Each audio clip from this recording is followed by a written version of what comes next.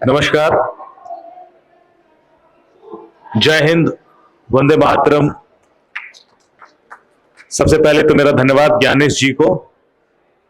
बहुत ही short notice पर ये चीजें तय हुई और मैं ट्रैवल कर रहा था, so thank you so much sir for having me here. It's always a pleasure to speak in front of such a diligent audience. तो जैसा कि मेरे बारे में बताया गया कि मैं एक साइबर क्राइम इन्वेस्टिगेटर हूं और मैंने जो कुछ भी आज तक सीखा है क्रिमिनल से ही सीखा है, और मैं मान के चलता हूं कि क्रिमिनल्स आर इनोवेटर्स। दुनिया में वो थोड़ा सा आगे चलते हैं। जितनी बार एक केस सॉल्व करता हूं मैं कुछ नया सीख जाता हूं, कोई नई मोडस ऑपरेंडी, कोई नई टेक्निकल वल्नरेबिलिटी, प्रोसेस वल्नरेबिलिटी। अभी पिछले हफ्ते में नागपुर कमिश्नरेट में ट्रेनिंग देने गया। डॉक्टर रविंदर सिंगल जी थे, हैं कमिश्नर वहां पर। ट्रेनिंग के बाद सारे पुलिस ऑफिसर ने मुझे घेर लिया, बोले साहब वो साइबर सेल के सारे ऑफिसर्स हैं, आपसे डिस्कस करना चाहते हैं। कुछ ऐसे केसेस चल रहे हैं जहां डायरेक्शंस चाहिए। तो डिस्कशन शुरू हो गया। उन्होंने एक केस बताया मुझे कि साहब अभी क्या हो रहा है, कंप्लेन आ रही है कि लोगों का फोन चोरी हो जाता है और उसमें से यूपीआई से पैसे निकल जाते हैं। मैंने कहा अच्छा ऐसे कैसे हो सकता है? बोले हाँ हो रहा है, फोन चोरी हुआ, 15 मिनट के अंदर पैसे निकल गए। तो ये चूंकि अभी मैंने कहीं किसी पॉडकास्ट में नहीं बोला है, तो मैं चाह रहा हूं कि यहां आप लोगों को पता पड़ जाए कि ऐसा भी हो रहा है, और हो कम से कम 50-60 कंप्लेन पड़ी हुई। तो मैंने कहा अच्छा यूपीआई एनपीसीआई से लॉग मंगाया आपने? बोले हाँ मंगाया, यूपीआई यूज हुआ प्रॉपर। तो मैंने आईफोन पे भी हो रहा? बोला आईफोन पे भी हो रहा है। तो आईफोन का लॉक कैसे अनलॉक करेगा वो? फिर उसके अंदर यूपीआई पिन भी चाहिए, तो दो दो चीजें कैसे कर लेता है 15 मिनट में? तो बोले यार ये तो नहीं हो सकता। बोला ना सर हो रहा है। तो गूगल किया हमने। आधे घंटे बाद मुझे एक वल्नरेबिलिटी पता पड़ी। अब देखिए क्रिमिनल कितना स्मार्ट होता है। कोई कैच कर पाए कैसे निकाल सकता है? फोन आपका मैं चोरी करूं और पैसे निकाल लूं? नहीं समझ पाए ना? अब आप फोन छोड़ के भी नहीं जाओगे कहीं। एनपीसीआई एक फीचर देता है आपको कि आप फीचर फोन, जो कीपैड फोन होते हैं ना, उससे भी यूपीआई कर सकते हैं। पता है आपको? सिर्फ स्मार्टफोन नहीं, जो कीपैड फोन है उससे भी आप, उसमें *99# आपको डायल करना है, और जैसे आप डायल करोगे मेनू ऑप्शन खुल जाता है और उसमें मोबाइल नंबर और पेमेंट डालोगे तो ट्रांसफर हो जाता है। तो उसका सिम निकाला जिसका फोन चोरी हुआ, एक फीचर फोन में डाला और यूपीआई ट्राई कर सकते हैं। पर सवाल यह है कि यूपीआई पिन तो अभी भी मांगेगा वो। चलो फोन का ऑथेंटिकेशन बाईपास हो गया, लेकिन यूपीआई पिन तो चाहिए। इस ऑप्शन में यूपीआई पिन रीसेट का भी ऑप्शन होता है। जो कीपैड फोन है उसमें आप यूपीआई पिन रीसेट कर सकते हैं। मैंने कहा तेरी ये तो फिर कोई भी निकाल देगा। अब ये हो रहा है, यहां पे भी कई सारे केसेस हो रहे हो। तो क्रिमिनल्स आर इनोवेटर्स। मैंने एक वीडियो बनाया कि 12 तरीके ओटीपी चुराने के बिना फोन टच किए। आप यूट्यूब पे जाएंगे तो आपको मिल जाएगा। तो मीटी से लेकर एमएचए, पीएमओ सब ने उसको ट्वीट कर दिया कि देखो कितने आसान तरीके से तो हैक हो रहा है। आपको पता है 12 के 12 तरीके मुझे बताए किसने? ये किसी स्टैनफोर्ड ग्रेजुएट, एमआईटीएन, आईआईटीएन ने नहीं बताए। ये बच्चों ने बताया। ये वो बच्चे जो 9वीं 10वीं 11वीं क्लास, 9वीं या 10वीं, 11वीं का भी नहीं। जब मैं किसी स्कूल में जाता हूं और वहां 500-600 बच्चे बैठे हैं और उनसे पूछता हूं आप में से किसी ने कुछ हैक किया है, तो अमूमन 30% लोग हाथ खड़ा कर देते हैं, हाँ साहब हैक किया है। क्या हैक किया? सर वाईफाई हैक कर लिया। कैसे हैक किया? सर वो एक एप्लीकेशन आती है WPS कनेक्ट, 5 मिनट में हैक हो जाता है। मैंने तुरंत लिख लिया WPS कनेक्ट। और कौन सी? उसे 5 एप्लीकेशन बता दी मुझे और वो चलती है। और क्या हैक किया? सर जीमेल हैक कर लिया। कैसे हैक कर लिया? सर ओटीपी उड़ा लिया था। कैसे उड़ाया? Call merging technique. लिख लिया। ये वहां से सीखा है। और फिर मैं जब जाके ऐसे पढ़े लिखे लोगों के पीछे बोल रहा हूं तो लोग कहते हैं वाह यार क्या पता है, क्या नॉलेज है। भाई मैं थोड़े ना टेक्निक इजाद कर रहा हूं, वरना मेरा बिजनेस ही कुछ और होता। लेकिन कमाल की बात यह है कि आप 2 साल पहले जब ट्विटर हैक हुआ, $44.1 बिलियन पर ट्विटर एक्वायर हुआ और 2 हफ्ते बाद हैक हो गया। एफबीआई ने इन्वेस्टिगेशन स्टार्ट किया और उन्होंने 3 लड़के पकड़ लिए। 17 साल का निमा फजेली ऑरलैंडो से, 19 साल का ग्राहम इवान क्लार्क फ्लोरिडा से, और 21 साल का लड़का। ये जो 17 साल का लड़का था वो हैकर था। बाकी दोनों उसको डार्क वेब और डिस्कॉर्ड पर बेचते थे, Twitter hack as a service. तो ऐसा तो नहीं है कि ट्विटर के पास एंटीवायरस नहीं था। इंट्रूजन प्रिवेंशन सिस्टम नहीं था, इंट्रूजन डिटेक्शन सिस्टम नहीं था, फायरवॉल नहीं थे, राउटर नहीं थे, गेटवेज नहीं थे, लोड बैलेंसर नहीं थे, एंड पॉइंट प्रोटेक्शन सिस्टम नहीं था, डेटा लीक प्रिवेंशन सिस्टम नहीं था, सिक्योरिटी ऑपरेशन सेंटर नहीं थे, एआई प्रोविजंस नहीं थे, सब था। उनका एनुअल सिक्योरिटी बजट 100 मिलियन। तो फिर ट्विटर हैक कैसे हो गया? और वो हैक होता है एक 17 साल के बच्चे के द्वारा जो कॉलेज भी नहीं गया। और ये पहली बार नहीं हुआ है, 3 बार हुआ है। और आप गूगल कीजिए top 10 hackers of the world, तो आपको पता पड़ेगा केविन मिटनिक से लेकर जोनाथन 10 नाम मिल जाएंगे। Kevin Mitnick was the guy who hacked lots of banks in US and Jonathan was the guy who hacked lots of research agencies.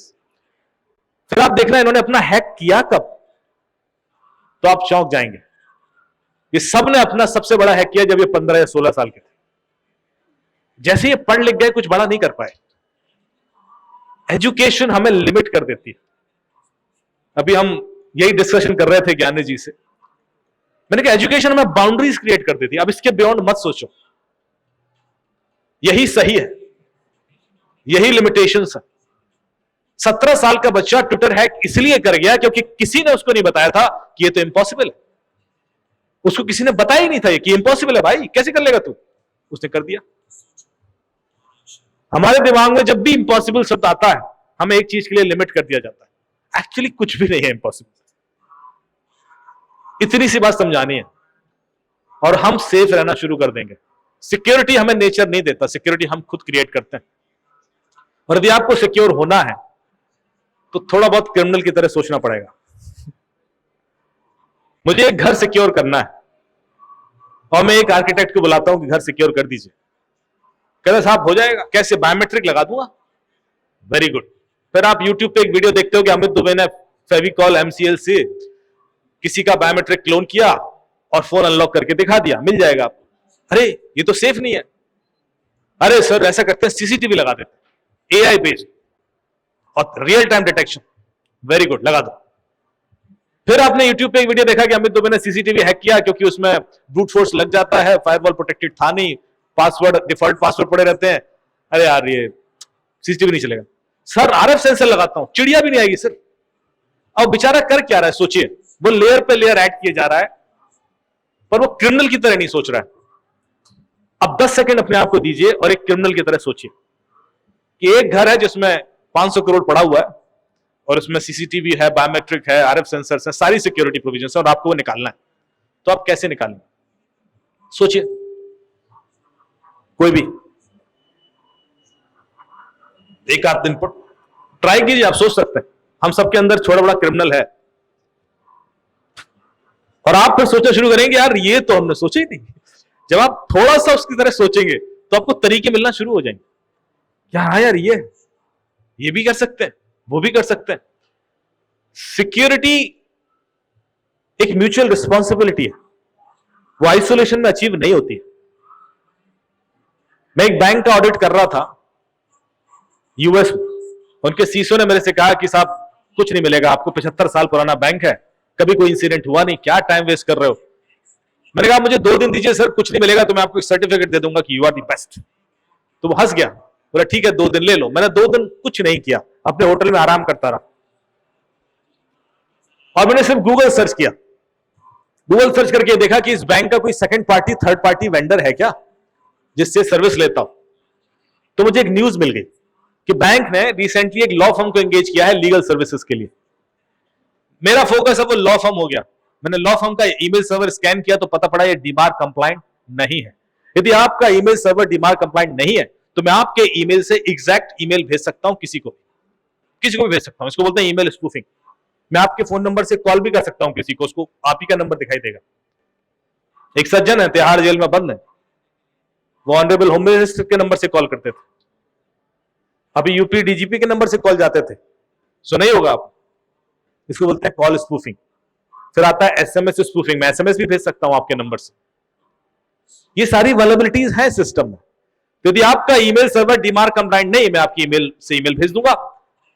तो law firm का ईमेल सर्वर डीमार कंप्लाइंट नहीं था, मैंने law firm के email से एक email भेज दी बैंक के CFO को with request to share some sensitive documents. उसने शेयर कर दिया। अगले दिन मैंने दिखा दिया, मैंने कहा ये आपकी सिक्योरिटी है। आपकी सिक्योरिटी आपकी अपनी बाउंड्रीज तक लिमिटेड नहीं है। आप दिन भर में 50 लोगों से इंटरेक्ट कर रहे हैं, उनमें से कोई भी गलती करेगा तो भुगतेंगे आप। आपका बिल आ गया, आपने क्लिक कर दिया, आपका फोन हैक हो गया। किसी का ईमेल आया, किसी का, आपको पता है हिलेरी क्लिंटन का फोन कैसे हैक हुआ था? एक आई मैसेज आया था, एक मैसेज के थ्रू। आप जब तक इसको एक सामूहिक जिम्मेवारी की तरह नहीं ट्रीट करेंगे, हम सब कहीं ना कहीं कमजोर हैं। तो फिर ये घर में से चोरी होगी कैसे? अभी पिछले कुछ महीने पहले गुजरात में न्यूज आई कि एक पेट्रोल पंप से कुछ बच्चे पेट्रोल चुराते रहे करीब 1.5-2 साल। उसमें सारी सिक्योरिटीज थी। कैसे चुराते रहे? उन्होंने एक टनल खोद दी थी नीचे से और निकालते रहे। बेसिक है भाई, फंडामेंटल है। तुम सीसीटीवी लगाए हो, तुम पता नहीं क्या क्या लगाए हो। क्रिमिनल ऐसे सोचता, क्रिमिनल साइंटिस्ट नहीं होता। Criminal will never hack your devices to reach to you. Criminal will always hack you to reach to your devices. Antivirus की जरूरत आपके फोन को नहीं है, एंटीवायरस की जरूरत आपके ब्रेन को। जब तक हम यहां से, क्योंकि जितने डिजिटल अरेस्ट के केस हुए इंडिया में, हर एक के हाथ में आईफोन था और हर एक के अकाउंट में 10 करोड़ तो था ही, क्योंकि एवरेज लॉस ही 6-7 करोड़ का है। 3000 करोड़ का नुकसान हुआ है 6 महीनों में डिजिटल अरेस्ट के केसेस में। 3000 करोड़ सिर्फ 6 महीने की बता रहा हूं मैं, ये ऑफिशियल रिकॉर्ड। कभी आपने सुना कि किसी रिक्शे वाले का फोन आया हो कि साहब मेरे संग डिजिटल अरेस्ट हुआ, मुझे 1 महीने तक डिजिटल अरेस्ट करके रखा और मुझे 7,454 रुपए निकल गए? ऐसा हो सकता है? ऐसा कभी नहीं हो सकता। क्रिमिनल को पता है कि आपके अकाउंट में पैसे कितने हैं, क्रिमिनल को पता है कि आप किस चीज से डरेंगे, क्रिमिनल को बहुत सारी चीजें पता है आपके बारे में, तभी तो वो आपको डिजिटल अरेस्ट कर। किसी भी साइबर क्राइम से पहले एक क्राइम ऑलरेडी हो चुका होता है जिसके बारे में लोग बात नहीं करते, और आज जरूरत है उसके बारे में बात करने की, क्योंकि हम रेगुलेटर्स, यदि वो नहीं होगा तो एक दूसरा क्राइम कभी होगा ही नहीं। आपको एक इंश्योरेंस कंपनी से फोन आता है कि ये आपका इंश्योरेंस नंबर है, हाँ जी, ये आपका डेट ऑफ बर्थ, हाँ जी, पैन कार्ड, हाँ जी, एड्रेस, हाँ जी, आधार, हाँ जी, प्रीमियम यही था आपका, लास्ट प्रीमियम आपने इतना दिया था, इस तारीख को दिया था, हाँ साहब यही दिया था। सर आपका तो डिविडेंड पड़ा हुआ है, 7.5 लाख का डिविडेंड है, आप क्लेम क्यों नहीं करते? अभी लैप्स हो जाएगा, ये एक काम कीजिए, एप्लीकेशन इंस्टॉल कीजिए, अभी आपका डिविडेंड ट्रांसफर हो जाएगा, मैं आपकी हेल्प करता हूं। आपने एप्लीकेशन इंस्टॉल कर ली, आपके बाकी 5 लाख भी निकल गए। अब आप इंश्योरेंस कंपनी के पास गए कि साहब ये क्या हो गया? बोले आपने एप्लीकेशन क्यों इंस्टॉल की थी, गलती आपकी है, केस खत्म। नहीं हो जाता है? पर आपने कभी सोचा कि गलती उसने की क्यों? गलती उसने इसलिए की क्योंकि उसको ये बताया गया, और ये डिटेल सिर्फ विक्टिम के पास थे या कि इंश्योरेंस कंपनी के पास, और तो कहीं हो ही नहीं सकते। ये डेटा तो चोरी हुआ है ना। यदि डेटा चोरी नहीं होगा तो साइबर क्राइम भी नहीं होगा, हो ही नहीं सकता। 140 करोड़ लोगों में किसको टारगेट करना है? आप साल भर मेहनत करते रहोगे तो नहीं ढूंढ सकते। और यहां आप एक गवर्नमेंट डिपार्टमेंट में जाइए, निकलते और आपको कॉल आ जाता है, अच्छा आप यहां आए थे, वहीं से लूटना शुरू। डेटा इतना फास्ट निकल रहा है। यदि डेटा ना निकले तो 90% क्राइम ना हो। आप कोई भी फ्रॉड उठा के देख लीजिए, कभी किसी क्रिमिनल ने आपका पासवर्ड मांगा बैंक का कि अपना पासवर्ड बता देना बैंक का? हाँ लिखो, हाँ बताओ ना, amit@123। अच्छा इसमें ए कैपिटल है स्मॉल है? नहीं नहीं ये तो स्मॉल है, एम कैपिटल। अच्छा @, अरे आपको 5 मिनट लगेगा पासवर्ड बताने में, वाईफाई का पासवर्ड नहीं बता सकते आप 2 मिनट में। तो क्रिमिनल इसका रिस्क लेता ही नहीं। हर जगह आपने देखा भाई ओटीपी तो उसने निकलवाया, पासवर्ड कभी नहीं मांगा, और बिना पासवर्ड ओटीपी दोनों यूज किए पैसा नहीं निकल सकता या कोई भी ट्रांजैक्शन नहीं हो सकता। चलो ओटीपी गलती हुई, पासवर्ड तो नहीं मांगा था, तो पासवर्ड कैसे पहुंचा उसके पास? तो डेटा तो लीक हुआ है, उसके पास पासवर्ड ऑलरेडी था, उसको सिर्फ ओटीपी चाहिए था। और ओटीपी भी होता यदि ओटीपी कहीं स्टोर होता, क्योंकि ओटीपी उसी समय जनरेट हो रहा है इसलिए उसको चाहिए। कोई भी ऐसी चीज जो आपने कहीं भी स्टोर कर दी है, वो तो क्रिमिनल के पास है, वो तो है। अब आप कितना जुगाड़ लगा लो उससे कुछ नहीं होना। जब ये डेटा थेफ्ट रुक जाए, और डेटा थेफ्ट रुक क्यों नहीं रहा? क्योंकि डेटा ही तो पैसा है। एक दुबई का मुझे कोई डिटेल चाहिए था किसी बंदे का, और दुबई की गवर्नमेंट से नहीं मिल रहा था, हमने पूरी कोशिश कर ली, डार्क वेब पे बिक रहा था, उन्हीं का एम्प्लॉय बेच रहा है। तो क्या कर लोगे आप? आप किस हद तक सुरक्षित रख सकते हो यदि इंटीग्रिटी ही डाउट पे लग जाए। बेंगलोर में हमने एक कॉल सेंटर पकड़ा, टेलीकॉम कंपनी का, बैंक का, वो डेटा बेच रहे थे। तो आपकी सुरक्षा तो उसी दिन साबित हो गई, उसी दिन तय हो गई जिस दिन डेटा निकला बाहर। एक चीफ मिनिस्टर की बेटी के 35,000 चले गए OLX फ्रॉड में, वो सोफा बेच रहे थे। तो उनको एक आर्मी वाले का मैसेज आया कि ये सोफा तो मुझे बड़ा पसंद है, अभी भी इस शहर में आया हूं, सोफा मैं ले लेता हूं, मैं एक काम करता हूं, आपको कुछ एडवांस पेमेंट कर देता हूं, आपको 10,000 मैं अभी दे देता हूं, 10,000 मैं आपको कल दे दूंगा, 10,000 के लिए मैं UPI लिंक भेजता हूं, 10,000 तो आप ले ही लीजिए, 10,000 के लिए मैं कल आपके यहां आ ही जाऊंगा, तो 10,000 के लिए UPI लिंक रहा। आप पेटीएम तो यूज करते होंगे, अच्छा फोन पे यूज करते हैं तो फोन पे के 10,000 का लिंक मैम ये रहा, 10,000 तो आप ले ही लीजिए। मैडम ने क्लिक किया, 10,000 निकल गए। अब इसमें नोटिस किया आपने, 10,000 10,000 10,000 10 बार बोला, वो एक बार भी बोल सकता था। क्यों? क्योंकि हमारे दिमाग की एक कमजोरी है, यदि मैं कोई चीज रिपीट करता हूं तो आपका दिमाग वहां अटक जाता है और आप बाकी चीजें इग्नोर करना शुरू कर देते हैं। ये AI की तरह है ना, चैट जीपीटी हमारा दिमाग है, चैट जीपीटी से अलग नहीं है। जो लोग जब तब करते हैं वो वहां फोकस होना चाहते हैं ताकि सराउंडिंग से डिटैच हो जाए, तो रिपीट करते हैं। तो इन्होंने कॉल बैक किया मैडम ने, अरे यार मेरे 10,000 निकल गए, तुम्हें मुझे 10,000 देने थे, क्या कर रहे हो यार? गुस्से में कॉल किया, वो बिल्कुल कूल काम, व्हाट आपके निकल गए? Oh, I'm so sorry, ma'am, extremely sorry, I'm so apologetic, I'm extremely embarrassed। मैं एक काम करता हूं, मैं आपको 20,000 दे देता हूं, 10,000 जो मैंने गलती से ले लिए, 10,000 जो मुझे आपको देने हैं, तो 10 प्लीज 20,000 का लिंक क्लिक कर दीजिए, 20,000 तो आ ही जाएगा। Sorry sorry sorry sorry sorry 20 बार बोला, फोकस सॉरी पे क्लिक किया, 20,000 चले गए। फिर कॉल बैक, अरे यार मेरे 30,000 चले गए, कर क्या रहे हो तुम?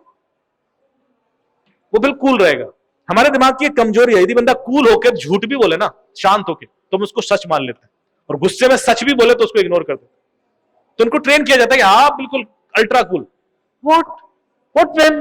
पीछे से बच्चे की रोने की आवाज आएगी, oh ma'am my kid was not well and she was crying and I got disturbed again and I created wrong link and I am so sorry, extremely sorry. मैं कल आपको अपना चेहरा कैसे दिखाऊंगा, being army officer this is not expected from me and I am ये वो, और आर्मी आर्मी आर्मी 4 बार फोकस आर्मी पर। मैं एक काम करता हूं मैम, मैं आपको पूरा पेमेंट कर देता हूं, 30,000 जो मैंने आपसे ले लिए, 20,000 जो मुझे आपको देने हैं, मैं 50,000 का लिंक भेज रहा हूं, मैं 50,000 ले लीजिए प्लीज, 50,000 आपके अकाउंट में तुरंत आ जाएगा। तो 50,000 का लिंक ये रहा, 50,000 तो आप ले ही लीजिए, क्लिक किया तो 50,000 चले गए।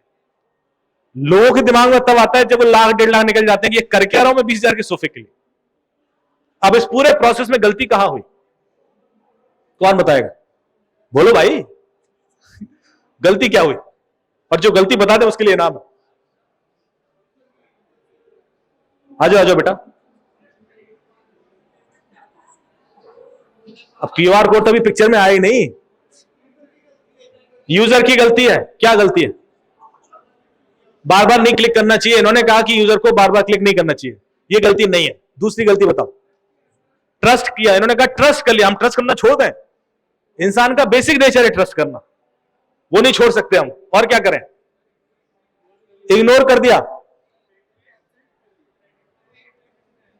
ये नहीं देखा कि क्रेडिट है डेबिट है, ये भी नहीं देखूंगा मैं, ये भी मेरी गलती नहीं है। मैं अब जो गलती बता रहा हूं, मेरे पास समझ चुकी कम है, ये आप इतनी बेसिक गलती है जो सबको पता है पर हम इग्नोर कर रहे हैं। और यदि आपको पता है तो गारंटी दे रहा हूं 70% साइबर क्राइम आपके संग कभी नहीं हो सकता, हो ही नहीं सकता। मैं गारंटी लिख के दे सकता हूं।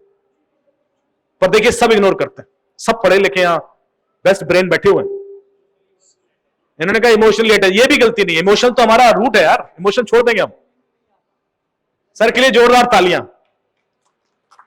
बेसिक गलती पता क्या है? फाइनेंशियल सिस्टम का एक थंब रूल है, यदि आपके अकाउंट में पैसे आ रहे हैं तो आपने कुछ नहीं करना है। लक्ष्मी अपने आप आती है, खर्चा करने के लिए एफर्ट लगाना होता है। आपने कुछ नहीं करना। अब आप गौर से देखिए, सर वो आपका पापा जी ने बोला रेंट भेजना है, रेंट भेजना है, रेंट का लिंक भेजा, रेंट ले लीजिए, रेंट रेंट रेंट आ रहा है पैसा। सर वो आपका डिविडेंड है, डिविडेंड क्लेम करना है, सर ये एप्लीकेशन इंस्टॉल कर लीजिए, आ रहा है पैसा। वो आपकी लॉटरी का पैसा आ रहा है, पैसा आ रहा था। 70% टाइम पैसा आ रहा था जब बंदा गलती कर रहा था। अरे भाई लक्ष्मी आ रही है, फोन दूर रख दो, डाल दो भाई। मैं आपके अकाउंट में 1 लाख रुपए आपसे बिना पूछे डाल सकता हूं। यूपीआई अलाउ करता है, मोबाइल नंबर पता ही, कॉल क्यों कर रहा हूं फिर मैं आपसे क्यों कुछ करवा रहा हूं? है कि नहीं? बेसिक। मैंने एक वीडियो बनाया, कहानी खत्म नहीं हुई अभी असली लर्निंग बाकी है।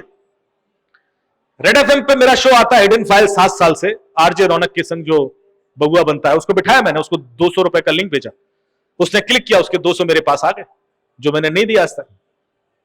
वीडियो बनाया मैंने कहा देखो जो लिंक क्लिक करेगा उसके पैसे जाएंगे। पैसे रिसीव करने के लिए कुछ करने की जरूरत नहीं है। OLX फ्रॉड से बचें और ऐसा ना करें। और वीडियो मैंने पूरे जजेस, bureaucrats, IAS, IPS, politicians, army officers, CEO सबको भेज दिया, जो भी मेरे नेटवर्क में। अगले हफ्ते मेरी सोसाइटी से मेरे एक दोस्त का फोन आया जो एक बड़ी IT कंपनी के CEO है। अमित जी 45,000 चले गए। मैंने कैसे? OLX fraud. मैंने कहा यार मैंने तुम्हें वीडियो बना के भेजा था। हाँ मैंने देखा, तुम्हारा पूरा वीडियो देखा। मैं पैसे कैसे गए? अरे बोले तुमने जो जो कहा था मैंने वही किया। मैंने कहा पैसे कैसे गए? बोले तुमने कहा था लिंक क्लिक मत करना, मैंने लिंक क्लिक नहीं किया। मैंने कहा पैसे कैसे गए? बोले उसने QR कोड भेजा था। मैंने चिल्ला चिल्ला के बोला था कुछ मत करना। ये इंसान का दिमाग।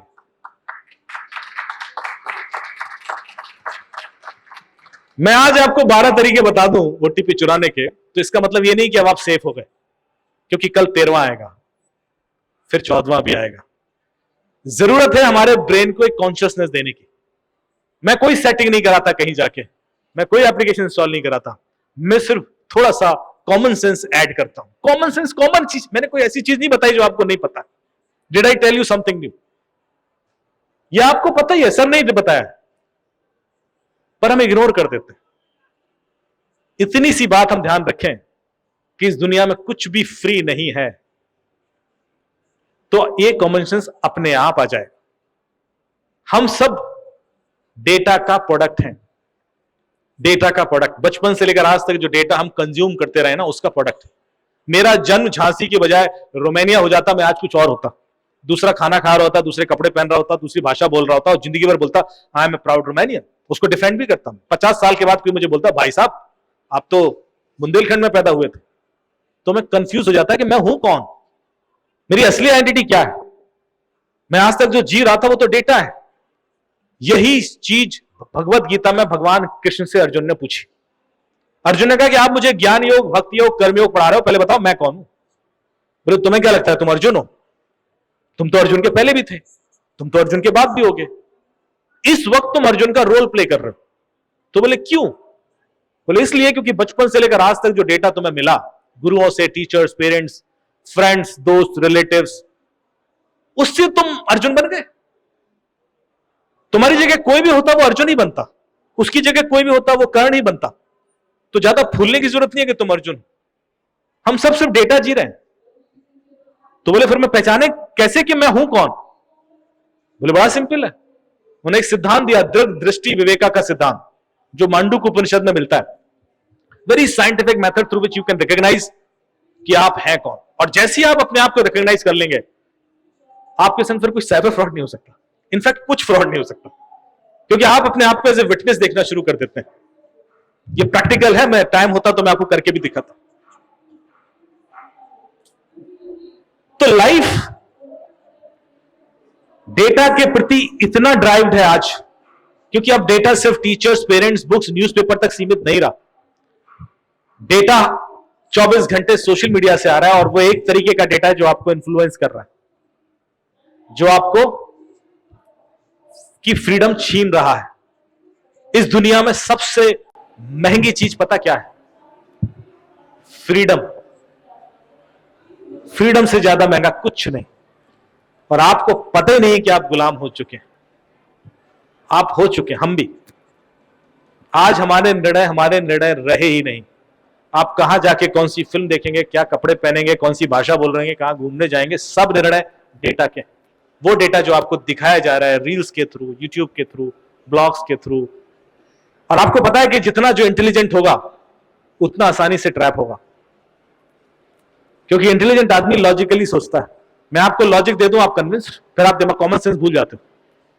और आप देखिए लोग कॉमन सेंस वाली चीज सामने दिख रही है उसको डिफेंड कर रहे हैं, सामने डिफेंड कर रहे हैं। अभी टेररिस्ट अटैक हुआ है, लोग उसको तक डिफेंड कर रहे हैं। कॉमन सेंस है यार, दिख रहा है गलत हो रहा है, क्या डिफेंड कर रहे हो बैठ के?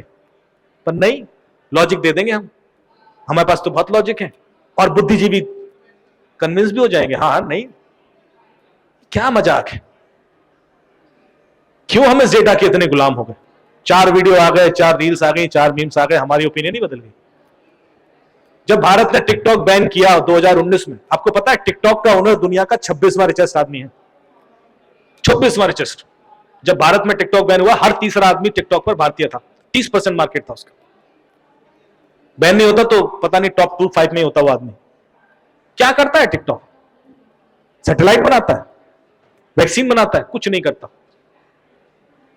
और जिन लोगों ने टिकटॉक बैन नहीं किया, जरा उनकी हालत देख लो। हमारे आसपास के देश, क्या हो गया 5 साल में? अच्छे खासे चल रहे थे, पॉलिटिकल स्टेबिलिटी थी। यह है खेल डेटा का। यदि आप ये कनेक्शन समझ गए तो आप सुरक्षित हैं, और यदि आप नहीं समझे तो आप गए। अगला नंबर आपका है। एक लाइन और बोलूंगा, then I have to go. आपको पता है दुनिया में जितने भी सिद्धांत है या रिलीजन है, वो टाइम या स्पेस में ट्रैवल करते हैं। वो कहेंगे कि साहब ईश्वर से आप अभी नहीं मिल सकते, लेकिन मर जाओगे तो मिल लेना।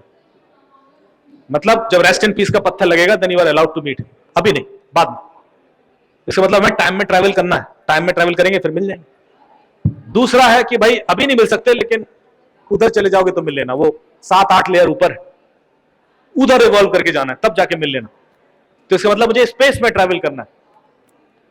फिर आप क्वांटम फिजिक्स पढ़ लेते हैं, फिर आप मांडुक्य उपनिषद पढ़ते हैं, और आपको पता पड़ता है कि टाइम और स्पेस तो होते ही नहीं। न टाइम है न स्पेस, प्रैक्टिकली इज नथिंग। तो जब जर्नी टाइम और स्पेस है ही नहीं, तो जर्नी टाइम स्पेस में हो ही नहीं सकती। तो फिर हमारी जर्नी है क्या? भारतीय दर्शन कहता है कि हमारी जर्नी है नहीं जानने से लेकर जानने तक। That's it.